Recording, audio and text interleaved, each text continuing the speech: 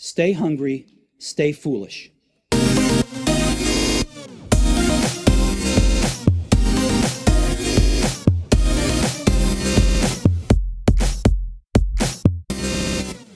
Our guest today presents a practical approach to ensure that employees perform at their highest possible levels. It's not about increasing salaries, offering huge bonuses, or inventing the latest employee engagement tools. The real answer is simpler, deeper, and longer lasting: getting your people to love where they work. Our guest takes us step by step through the process of building a lasting emotional connection between your staff and your company.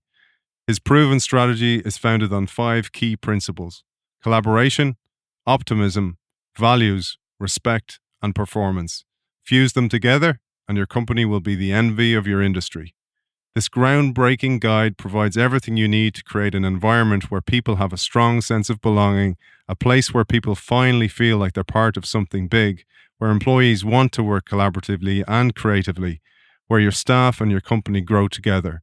Bridge the engagement gap by ensuring that every member of your team spends their entire workday in great company.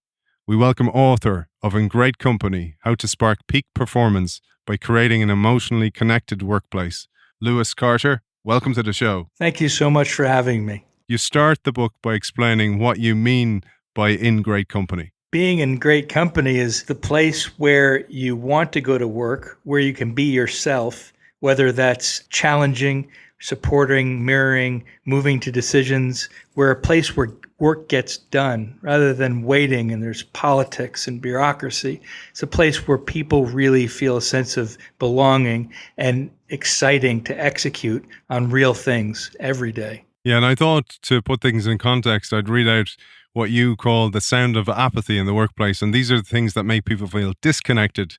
And you put together this list of quotes that goes like this: my manager sends me directions, but doesn't provide me any details, so I'm left to read his mind. He gets angry then when I don't understand him. I received a high rank on my annual performance review, but I don't know if anything about my work is actually having an impact. I think our business is doing well, but I don't know what we stand for and what our strategy is. It feels empty. These are common things that happen, people, and this is what you call the sound of apathy in the workplace. It'd be great to describe this issue before we look at some solutions. One of the greatest failures of leaders is thinking that everybody else can read your mind without giving direction or any kind of what we call feed forward, a positive future, feed forward for what they should be accomplishing. Companies have hundreds of years of branding sometimes, Fortune 500 companies. When you come into a system like that, you immediately have to understand all the branding and knowledge and information. It takes a long time to do that. And once that becomes part of your DNA, you can have some expectations. However, it takes a long time to build up that muscle to get to that point when you have those expectations with other leaders with you. I thought it would be useful to give people an idea of what connectedness feels like, the emotion of connectedness. And you call upon social connectedness first to kind of give a parallel from what this feeling can be in the workplace. And you talk about social connectedness, and you yourself find this in drumming. People often think of emotional connectedness as some sort of ethereal or magic thing that happens. I looked at you across the bar and I saw you and I locked eyes with you, immediately knew that you were the one I wanted to be with. So everyone Thanks, man. thinks of it feel that really way. Special. Thanks a million. Oh, sorry, we're still on there. Oh, we still on the air? The truth is that there's a currency to emotional connectedness. And there's 2 types of currency. There's a respect currency and there's a social currency. What does that mean? Well, respect is when you and I talk on the phone, we're respectful of each other when we talk first. Perhaps there is something across the room you could tell that there would be a glance that says to you that you are being respected by being looked at. Now, some people don't give eye contact easily and just for whatever reason, and that doesn't mean we should discount that experience. The concept of emotional connectedness as magical or only feeling oriented is wrong. It's based upon giving respect, getting respect, and also giving social currency, where my life is better as a result of having you in it, and your life is better as a result of having me in it. Before we jump into the 5 elements of EC, you mentioned there are 3 foundations required: leadership, culture, and structure. Exactly. So when you look at it from a systemic point of view for an organization, you have those kind of building block elements, and they're known inside of a company for organization design. The most important part, though, is in the conversations we have around sparking peak performance. It all comes down to conversations, and a lot of companies that have a more general purpose in mind, which sometimes is just to be the leader in their industry, right? How general can you be, or to achieve a certain shareholder value? So what do you do in those cases? You have to work on people. So when you work on people and the communication and you reduce dysfunction, which comes in so many ways, and secrecy, not coming to conclusions. This is the place where you've taken 1.5 years to create one line of code because nobody could agree on it and nobody could create that app that everybody wanted to do, even though it was an awesome idea to do. And you were the one who had the idea along with 3 of your colleagues, and no one could get it done because it just didn't get the right visibility. Perhaps it would have made millions of dollars, but it just kept going in circles, in political circles, right? So that's part of the structural elements of it that need to be worked out. The communication elements of Spark are pretty cool. Let's try it. You ready for this? Let's do one. All right, so this is what it is. So there's a video I did on this as well, but I'd like to do Spark with you. So Spark is this. It's systemic collaboration, positive future, aligning values, respect, and killer outcomes. So we'll do one. So I'm going to ask you some questions, and then I'm going to repeat back what I think you said in a way to introduce you. And we'll do the same thing. Okay, here we go. Okay, just to say, I'm going to edit it if I sound bad. I'm only joking. If I sound bad, you should edit it out too. No. You'll sound great. I know. That's the whole point of Spark, actually, is that when you begin this, you have the intention that you are helping and advertising and marketing and branding and giving great appreciation for that individual that answers these questions. And therefore, you create their spark for you, and I create your spark for you. So everybody has a spark. The key is in who lights it and who will ignite it. Because I'll use that as a context behind this, because in many social systems and situations, it's much easier to talk about others than it is about yourself, especially in beginning exercises or when getting to know somebody. So in networking events, this is really great to do. So would you like to try it? Yeah, let's do it. So tell me, how do you collaborate within a system? I would reach out to the collaborators and firstly agree what we want to achieve and perhaps the ways we're going to work together. How about creating a positive future? How do you create a positive future as a leader in a great company? Start with a vision and communicate that vision. Now, I'm biased here because I've read your book, but I'd always have a vision for whatever project I'm working on. That's awesome. I like that too. Vision is critical to overcoming resistance, right? So let's go to the A, aligning values. What's the way that you align your personal values with that of a company? What are your values and how do you align that with a company? Fairness is big for me. Family, honesty, hard work, discipline, and community. Those are awesome values. And tell me about how you respect others and expect to be respected. I have to practice what I preach to my children, and I tell them that if they bend back the ruler, it's going to snap back on them. So, in other words, treat others like you would like to be treated yourself, because the universe works that way. Love it. Karma. Let's go to killer outcomes. What kind of killer outcomes or just awesome outcomes, killer outcomes are you looking for in your life or in your company?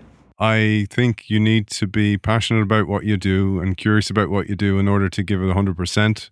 So when people feel they're achieving what we agreed way back in the vision and that we're working together, amazing things can happen.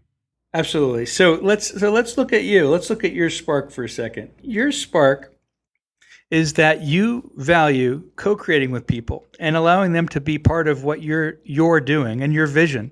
You like to have strong visions for an amazing future. And what you're doing is your values are to do this through community, belonging, a great sense of self, and real respect for each other. You expect that respect from others because you expect it of yourself.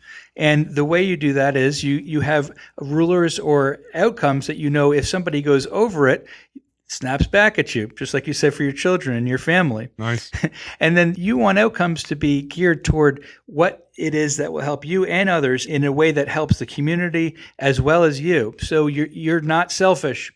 And you know that if you do unto others, others will do unto you. So you understand the value of karma within your killer outcomes. Nice, man. You have an incredible spark in you, and in your whole system as a human system is one that's geared toward real respect for yourself and others, like true respect for yourself and others. And that will get you, has already gotten you really far. Nice, man. I like that. I'll take that. I'll chalk that one down. That's it. That's the spark in you. Before we go deeper into systematic collaboration, let's share the biggest collaboration killers. Here you mention political maneuvering and bullying, and you mentioned the work of Tom Kolditz.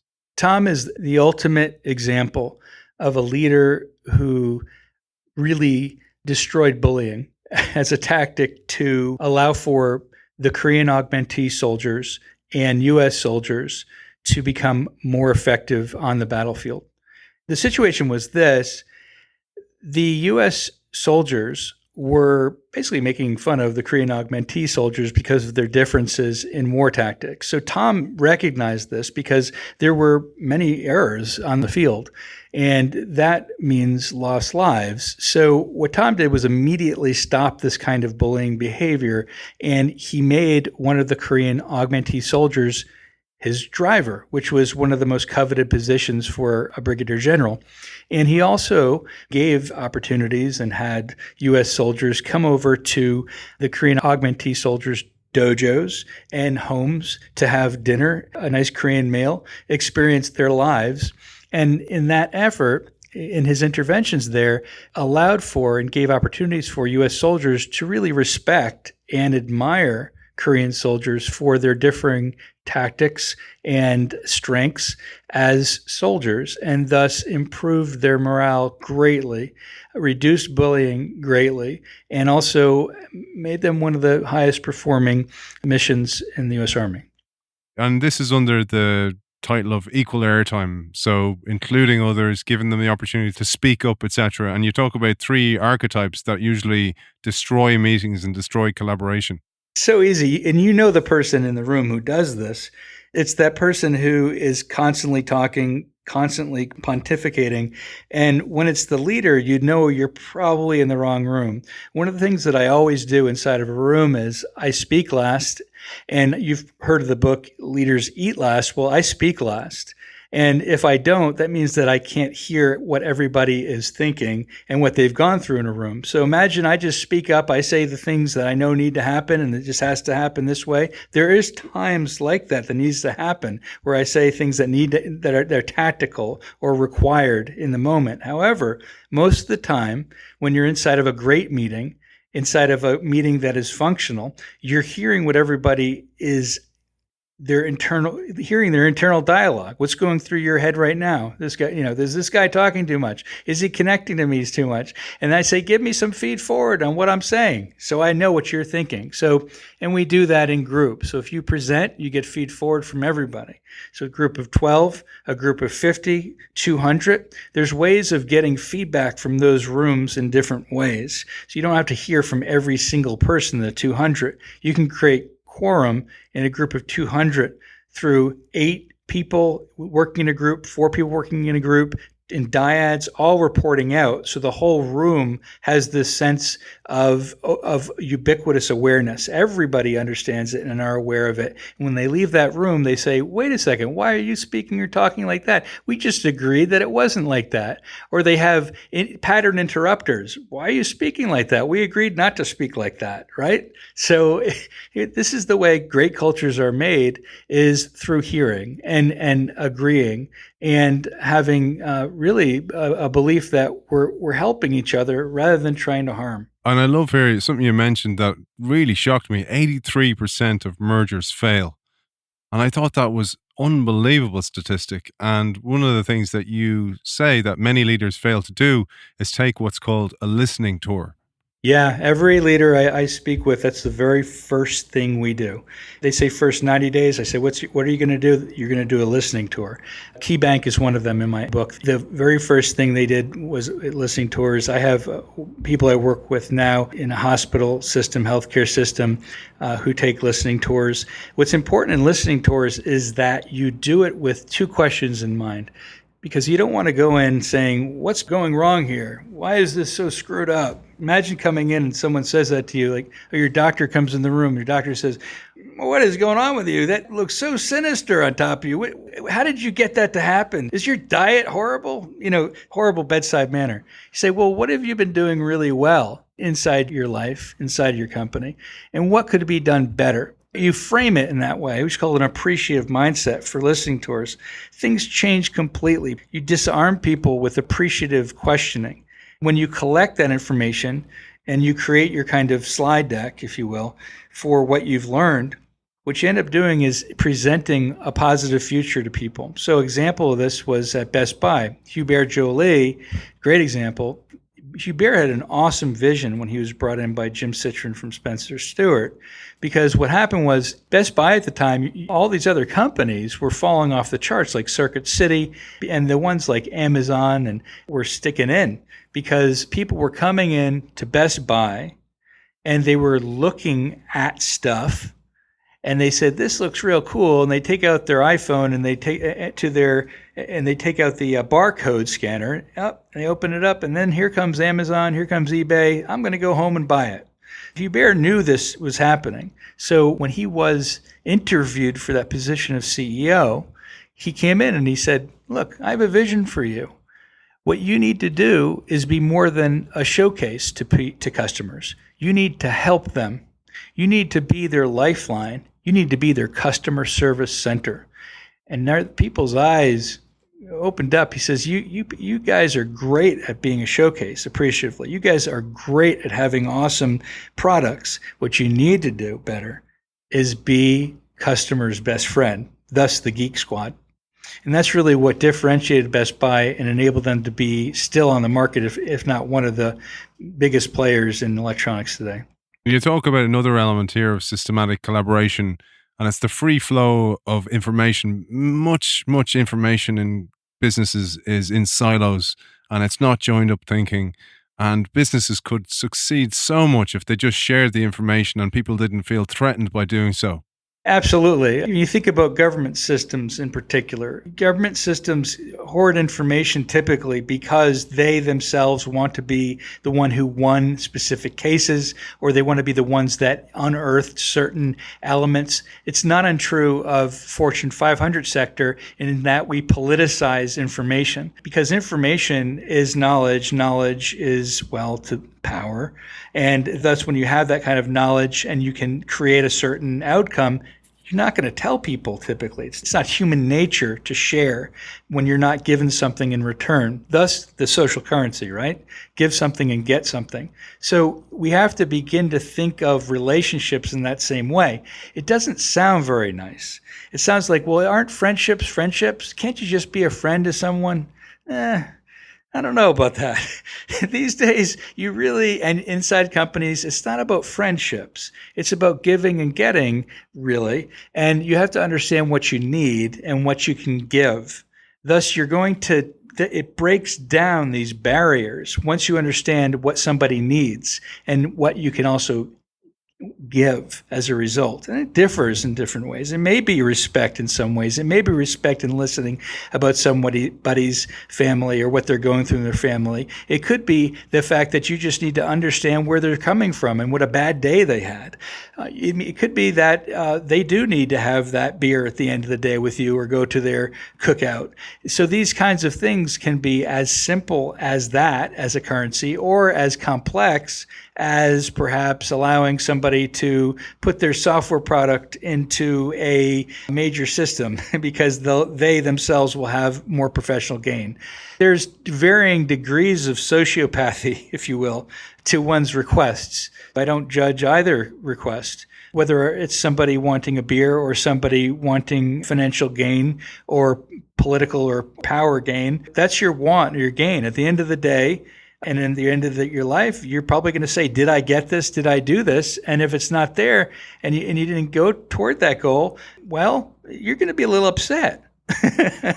So if you didn't define your life that way and get what you needed to get there, well, I'm sorry, you go get them. And so if it's just beer and family, thumbs up. If it's to make a certain amount of money, thumbs up too. I'm not going to judge you. Yeah, and I like that, man, because, people often feel defined by other people's visions. And I often feel sorry for people who go into business based on what they think their parents want them to do or their friends, etc. Instead of doing what you talk about in the book, like define your own values, use the Spark framework if you want, but define your own values and then look for jobs that can give you satisfaction towards those values, and then you're going to have a happier life. There's this big movement called conscious capitalism. You've probably heard of it, with John Mackey starting it out at Whole Foods, and Patagonia moves forward in that. Now Braskem, EM, and Tata and KPMG are joining in this kind of UN Global Compact movement and around sustainability and social responsibility. There are massive amounts of people in younger generations that really love these movements. And again, I'm saying I'm coming from an outside perspective. I'm not politicizing it in any way. I'm saying movements and beliefs and values are great customer-driven centers, are great employee branding centers. Patagonia, look at them. I mean, they put out an ad during Christmas. They said, "Don't buy our clothes. We don't want more conspicuous consumption." What happened? Everybody bought their clothes. It's because they respected their constituents. And what did they do? At Patagonia, if they want to go surfing one day, what are their employees going to do? They're going to go surfing. They're not going to come in and then they bring their longboard to work. People are like, cool. Joe went surfing. Hey, cool. Susan went surfing. No big deal. The boss, the CEO, he's not going to be mad at you for doing that. You talk about this as a key part of business in general, flexibility, and for systematic collaboration, a mix of structure and flexibility is core. And you mentioned here squads, tribes, and chapters. I'd love if you shared this. I'd love to. So let's talk about the tribes. So Gary Ridge from WD-40 has an awesome way of leading inside of his company. It's really a community. It's a family. And when I was over there, I got a chance to become friends with Stan Sewich. He's the CHRO of the company. And one of the things that I learned was that when employees are having a tough time at home or things were a little bit difficult, the whole company comes around to help that person. So they had somebody in the break room who was having some trouble with their child who was ill.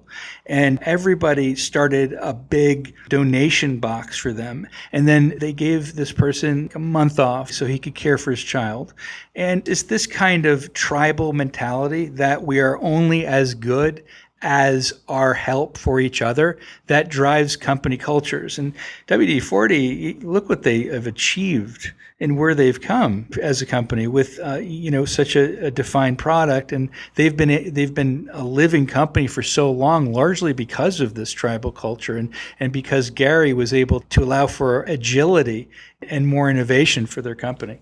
Yeah, and while we're on that one, I'm going to jump a little around the Spark framework here, because you talk later on about respect, the ore of the Spark, and this just reminds me of it. And you talk about the amazing story of Howard Schultz of Starbucks in the early day when he was only 34-year-old as a CEO, when one of his staff members came to him with a crisis.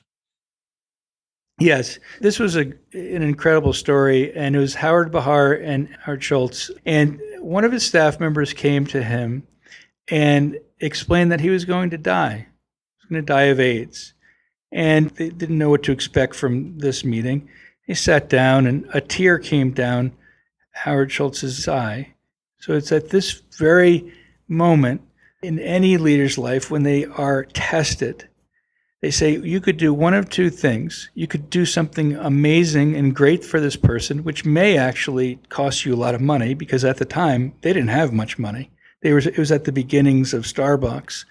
So he ended up saying to this individual, you are not going to leave us. We're going to let you have a job until your dying days. We're going to give you health care until your dying days. We're not going to let you go. You are part of us. And in that very moment, that story resonated throughout Starbucks. It resonated throughout the communities. And Starbucks became a community shop. It became a place where you didn't just take care of yourself, you took care of others. You took care of others in your company. And you took care of your customers in a way as well. There's a customer there who was an older gentleman who came in every day toward the end of his life in his 90s, and he was from there was an older age home, a convalescence home across the street. He came in every day and they'd say, "Hello, how are you?" And everyone would rally around him. They loved him so much, and they'd talk to him and they'd sit down with him and have a cup of coffee even with him, and they would just be excited that he was there and he felt at home there. And the staff, after a while, they saw he wasn't coming in for a week or two. Where did he go? So they went across the street to the home. They said, "Where did he go? We haven't seen him around. Where does he go? Where did he go?" He said, "Well, he passed." The next day, he had a funeral. And the manager of Starbucks that day let everybody out paid to go to the funeral. So everybody was part of this man's life. And they became part of his family, part of the end of his life, meaning. It's these kinds of connections that we forge with others that just brings us to a completely different level of love for work and love for community.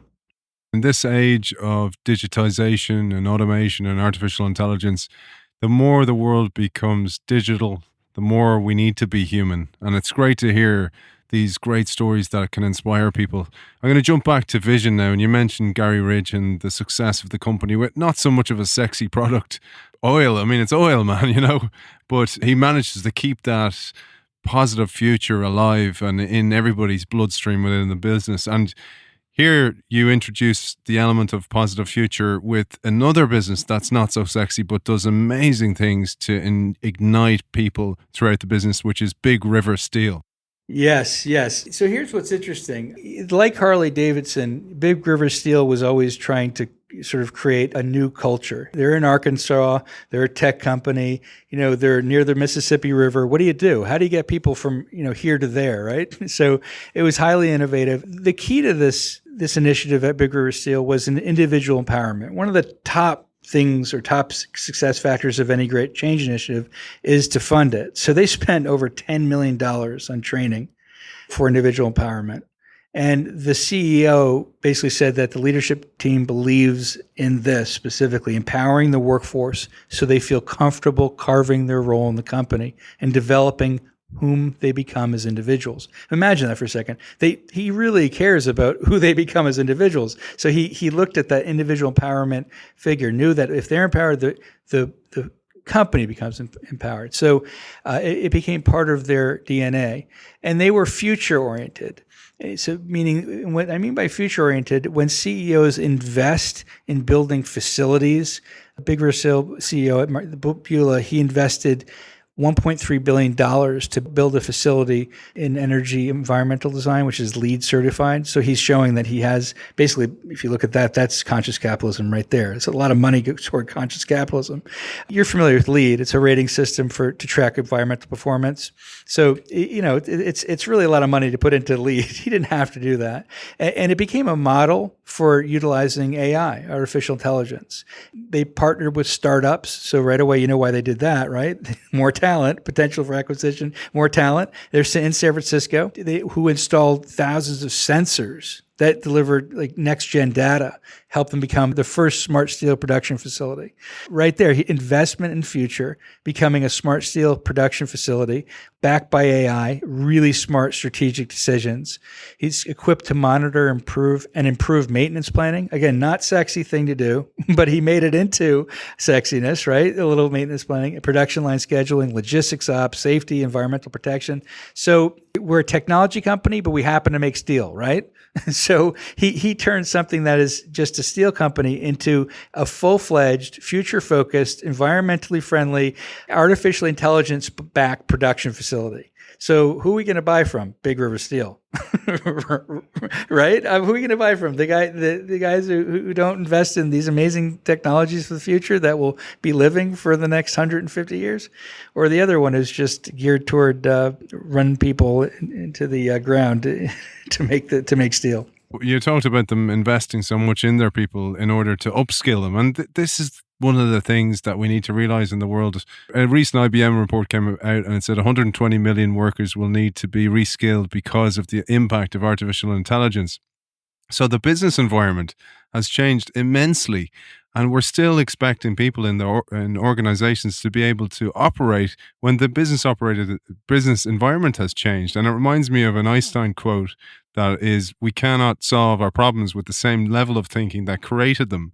So we have to train people to think differently.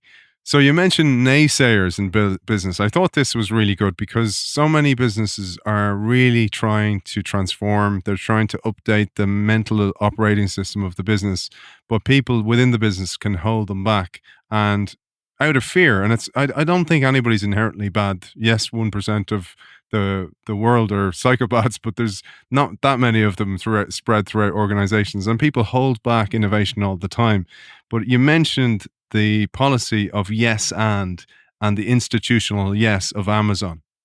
Yes, and. There's neuro-linguistic programming, or NLP, in those two words. They're very powerful, yes and. If you look at how a statement is formed when you're giving somebody feedback, usually people say, they typically say something like, I really thought that was great what you did, and it seems like you will put a lot of hard work in it, but it just didn't hit me right, and I just don't think it should happen again. Something like that, right? So you didn't hear anything about what they did really well because the but just negated the first part of the sentence, that they worked hard and they kind of liked what they did. And then you gave a really vague statement as to what they should be doing better. At Amazon, and yes, other companies that have done this, there are others about how do we give feed forward. GE, and is a huge example, but there's other smaller ones that we mentioned. And it's not so much about the company, I think, that it is about the individuals using this kind of NLP and the effect that it has. So it's about having a but jar every time you say but, because you just negated something that you said that may have been very helpful or something that really you should remember more of. We focus far too much on the things that we feel and others feel are bad about us, and thus we feel bad about ourselves, creating a cycle of negativity that we give to others, as you said in your spark, karma. And it's a ball we hold. There's a advertisement about this that I always love. That you give a negativity ball to somebody in the morning, and that ball is given to somebody else. And by the end of the day, somebody gets that ball when they bring it home, and they bring it to their family. When we get rid of the but and we add the and, what we're doing is we're recognizing the appreciation and giving advice toward getting better, and thus creating a more positive future for everyone. I love that, man. I never thought of it from an NLP perspective, but I was laughing. I was thinking if somebody, scrubs forward in the podcast or tunes in when it's on radio, and they tune in and they go, you got to have a butt jar, man. You got to have a butt jar. It's out of context. So they need to rewind and listen. Let's move on, because the A of the Spark is alignment of values. And you already mentioned the brilliant story of Patagonia on Black Friday.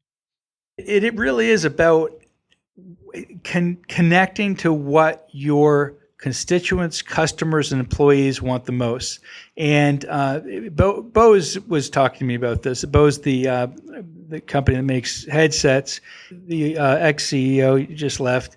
We were in communication before the book. And I said, well, what do you think about this concept of emotional intelligence and values-based leading? He said, this was, and it's in the book. So the quote is in the book. I'm going to tell you what I took from what he wrote. There's no more important thing than emotionally connecting with your customers and their values. So, what do those customers value? Truthfully, I mean, if you look at what they need and want and desire, and what they want is exceptional sound, and they want to be in the world of Bose, and they want it to be fine, really fine, something that is refined and fine, a great product that is on the higher end. It may cost a little more, and at the same time, notice I didn't say but.